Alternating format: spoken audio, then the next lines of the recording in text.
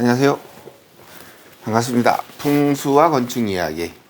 이번 이야기는 여러분들이 집을 지으실 적에, 건축을 하실 적에, 유형이 여러 가지가 있어요. 근데 이런 분들이 있습니다. 보여주기식 집. 그러니까 화려함을 추구하는 집이 있고, 실용성, 편리성을 따지는 사람이 있습니다. 근데 저는 실용주의자입니다. 멋은 남을 보여주기 위해서 허세를 부리는 거예요. 그러니까 공작새가 그 멋있는 공작 털을 딱 폈을 땐 이쁘죠. 근데 그 털을 딱 접었을 때는 사실상 거치장스러워요. 그거 끌고 다녀야 되니까 힘들죠. 그래서 집에 허세를 부리지 마라. 집을 20억, 30억을 들여서 했다. 그거 보면 난 이해가 안 갑니다. 왜 집에다 그렇게 돈을 들여요? 그냥 편리하게 그냥 내가 누리고 살 수 있을 정도의 평수의 집이면 된다고 저는 생각을 하는데, 절대로 큰 평수를 져서 집모습이 되지 말라. 저는 이런 말씀을 드리고 싶어요. 근데 인터넷에 이렇게 유튜브 같은 데 올라가는 거 보면은 99평, 110평, 80평, 이런 거에다가 온갖 수입 인테리어로 해가지고 돈으로 떡칠을 해서 25억, 30억, 28억. 아니죠. 집은 그냥 내가 살기 위한 편의시설일 뿐인 거예요. 왜 남을 위해서 남의 기준으로 집을 지을 필요는 없죠. 예를 들어서 2명이면은 2명에 맞는 평수, 한 20-30평대. 3명이면은, 4명이면은 거기에 맞는 30평에서 35평 이렇게. 그런데 굳이 왜 집에다가 그 돈 가지고 있으면 차라리 맛있는 거 먹고 여행 다니고 노후를 재밌게 지내야지. 돈이 너무 많아가지고 진짜 밑에 돈이 썩을 정도면은 몰라도, 그런데 대출을 받아가면서 무슨 융자를 받고 해가지고 큰 집을 사가지고 남한테 보여줘가면서 내가 집 모습이 된다? 그 집 청소하려면은, 그 집 관리하려면 그 집 난방비 어떻게 관리하려고요? 그건 잠깐입니다. 잠깐. 실용성 있게, 저는 실용주의자라서 저는 그냥 작은 평수라도 알차게 재밌게 이렇게 사는 게 좋다고 생각을 하는데, 저는 지금 양평에 살고 있지만 서울의 아파트 같은 경우 보면은 아파트 하나가 100억 가는 곳도 있다고 그러더라고요. 근데 사람이 집에서 사는 건지 집이 사람을 데리고 사는 건지 난 그건 모르겠어요. 왜 그렇게 사는 건지. 근데 그게 허세가 아닐까 이런 생각이 들고요. 나는 그래요. 적정한 평수, 그러니까 크지 않은 평수를 선택해서 건축비도 줄이고, 그리고 난방비도 좀 적게 나가고, 적게 들게 하고, 그 다음에 관리비도 주택관리, 집이 크면 관리비 많이 들어갑니다. 관리비도 줄이고, 그 다음에 하자도 좀 덜 나게 하고, 이런 게 좋다고 보고, 될 수 있으면은 집에 대해서 그렇게 큰 게 예를 들어 집이 서울에 있고 세컨하우스나 별장이나 시골에다 만든다, 그러면 크게 하지 마세요. 절대로.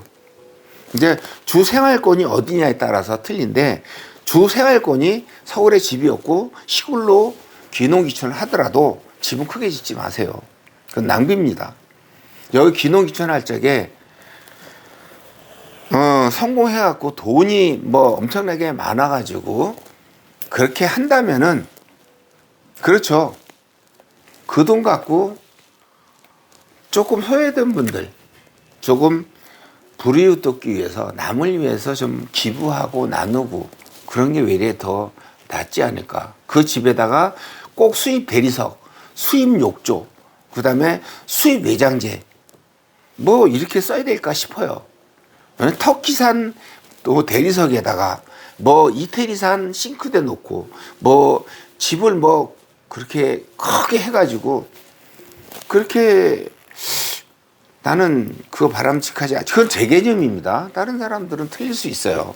돈 많으신 분들은 그렇게 하셔도 되는데, 그런데 모든 사람들이 다 곱게 보는 눈은 아닐 겁니다. 그렇게 볼 적에 부러워하는, 한편으로는 부러워할 수 있겠지만 또 한편으로는 시기와 질투가 있다는 겁니다. 저 사람은 나하고 다른 사람이야. 외계인 보듯이 할 겁니다. 그러면 그 사람한테 머리를 조아릴까요? 아닙니다. 그 사람의 인격, 머리를 자기가 겸손하다는 것을 느끼는 것은 그 생활에서 나타나는 거예요. 겸손은 머리를 이렇게 숙이는 각도의 문제가 아니에요. 마음을 숙이는 각도의 문제지. 그러면 서울서도 그렇고 지방에서도 그렇고 꼭 이질감 나게 그렇게 집을, 여기 양평에서 그런 집 많습니다. 많아요. 저희 주변에도 뭐 25억, 양평에도 25억짜리 전원주택이 있습니다. 근데 그 사람들 왜 털어요? 외로운 사람들이에요. 외톨이에요. 남하고 높은 담장 싸가지고 자기 같은 궁전, 자기 궁전에서 혼자 사는 겁니다. 더불어 사는 게 몰라요. 그러면 과연 그게 행복일까? 저는 이렇게 생각을 합니다. 그래서 여러분들이 집을 꼭 지어야 되겠다. 진다. 예를 들어서 서울에 집이 있고 시골에다 집을 하나 산다. 아니면은 귀농귀청을 한다. 그러면은 그 돈, 그렇게 큰 집 짓고 큰 좋은 인테리어 하고 하는 비용으로 여러분들 맛있는 거 드시고 건강 챙기시고 그리고 즐겁게 여행 다니시고 사시는 동안 행복하게, 집은 집일 뿐입니다. 근데 집 갖고 돈 버는 때 그런 시기는 지났어요. 땅 가지고 돈 번다? 그런 시대도 지났습니다. 모든 게 부동산 경기도 주택 경기도 이미 오를 대로 다 올랐고 이미 부동산 경기도 다 막혔고 이런 상태예요. 꼭 집에다가 있는 돈 탈탈 털어가지고 거기다가 남 보여주기 식으로 어쩌다 가끔씩 오는 손님들 위해서 난 우리 둘이 식구, 두 식구, 우리 가족도 사는데 방 2개면 되는데 방 4개 만들고 2개 그냥 놀리고 있어요. 평상시에는. 어쩌다 오는 손님 위해서. 왜 그렇게 집을 지는지 모르겠어요. 저는 될 수 있으면은 실용성 있게 집을 지어서 여러분들한테 가장 진짜 실속 있고 편리하게 이렇게 집을 활용했으면 좋겠고 또 그래요. 뭐 외국 제품이라 해서 그거를 여러분들이 손님들이 왔을 적에 부러워할 수는 있겠죠. 그렇다고 해서 그 부러움이 영원히 갈까요? 볼 때뿐입니다. 집도 마찬가지예요. 볼 때뿐이에요. 누가 그렇게 살더라. 누구 집에 갔더니 그런 게 있더라. 그게 뭐가 중요합니까? 전 중요하다 생각 안 해요. 그래서 우리나라 제품도 좋은 게 많습니다. 인테리어 제품도 그렇고. 그리고 굳이 조금 내가 수고스러움이 있더라도 나 혼자 출퇴근하면 될 것을 가족들 넓은 집에서 전원해서 살 수 있는 그런 거를 나만 고생하면 나만 조금 출퇴근 시간 양평이 예를 들어서 양평인데 양평에서 서울까지 출퇴근하는 시간이 가는 시간 40분, 35분, 40분이 가요. 근데 서울에서 강북에서 강남으로 가는데 1시간 걸립니다.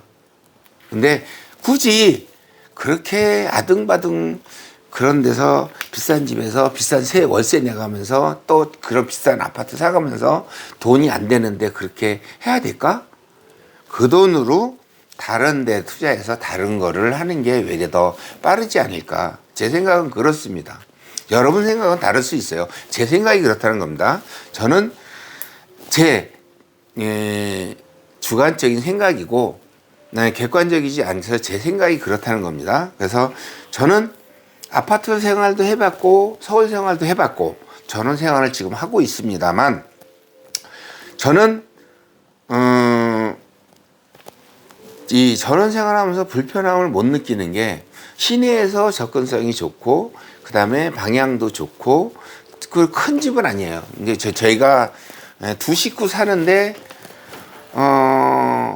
뭐 불편하지 않을 정도 그 정도 평수에다가 또 만일에 여유가 된다면은 진짜 집 짓는데 조금 아껴갖고 티나지 않게 조금만이라도 남을 위해서 좀 나눔으로 뭐 자기 재능 기부도 좋고 뭐 기부도 좋고 여러분들하고 나누면은 여러분들의 인격도 올라가고 품격도 올라가는 겁니다. 그래서 굳이 집을 크게 짓고 화려하게 짓고 거기에 치장하고 그렇게 하는 것은 저는 절대로 잘했다고 보지는 않습니다. 그래서 나중에 집을 지을 기회가 있다든가 만일에 현재 살고 계신 분이라면은 큰 집에 살고 계신다. 그러면은 편리성이 얼마나 갈까요? 내가 볼 때는 오래 안 갑니다. 그거 길어봐야 1, 2년? 그 다음은 1, 2년 지나면 사람들이 이제 오라고 해도 안 오려고 그래요. 왜 그럴까요? 딴 데 가야 되니까. 딴 데도 갈 데가 많으니까. 근데 사람들 우리 타운하우스에 사는 사람들도 그런 분이 몇 분 계세요. 이제 본받아야 될 분도 있고 그렇지 않은 분도 있는데 저는 실속 위주로 사시는 분들을 굉장히 존중을 합니다. 그래서 전원 생활을 하든 서울 생활을 하든 집에 대해서 집에다가 그렇게 올인하지 말란 얘기입니다. 그래서 작은 집이라도 사는데 불편함만 없으면은 일본에 집 가보셨는지 모르겠지만 일본은 집이 크질 않습니다. 다 작아요. 그런데 그게 생활화가 됐기 때문에 불편함을 못 느끼는 거예요. 집 크면은 불편합니다. 난방비 많이 들어가고 수리비 많이 들어가고 청소 많이 해야 되고 머슴되는 겁니다. 여러분들이 판단을 잘 하시겠지만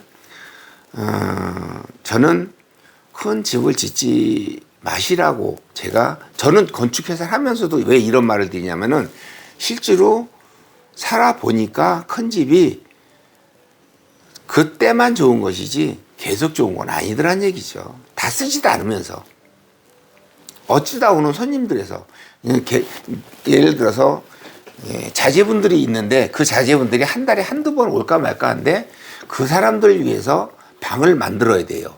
집을 크게 해야 돼요. 그래야 될까요? 그럴 필요는 없어요. 왜냐면 그 사람은 게스트입니다.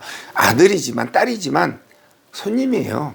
왜냐면 그 사람들 나름대로 가정에 갖고 있고 생활이 있는 사람. 여기 왔으면은 어느 정도의 불편함은 감수하고 오는 겁니다. 그게 시골에 오는 재미고 저는 아빠 엄마가 사는데 오는데 아빠 엄마 보러 오는 거지 내가 누리러 오는 건 아니잖아요. 그렇게 보시면 될 것 같고요. 오늘은 건축 평수 작은 평수를 제가 권해드리는 이유에 대해서 말씀을 간략하게 드렸는데 그래요. 전 앞으로 집을 져도 손님들이 또 와서 저한테 상담을 해도 절대로 그 식구에 비례한 평수를 지라 이렇게 말씀을 드릴 겁니다.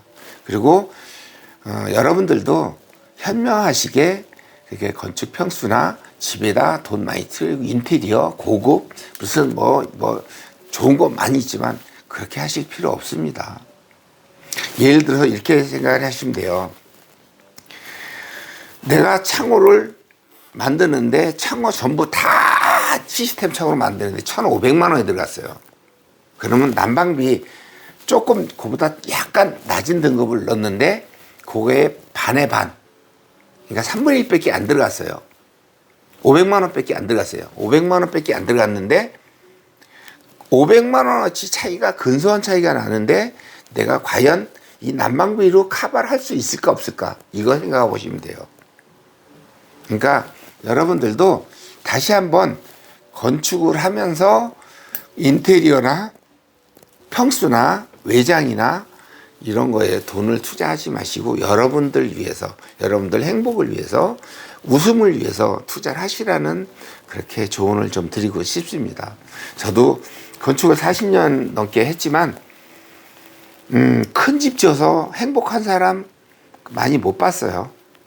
네, 오늘은 건축 평수에 대해서 말씀을 드렸는데 다음 시간에 더 좋은 이야기로 또 만나 뵙도록 하겠습니다. 네, 감사합니다.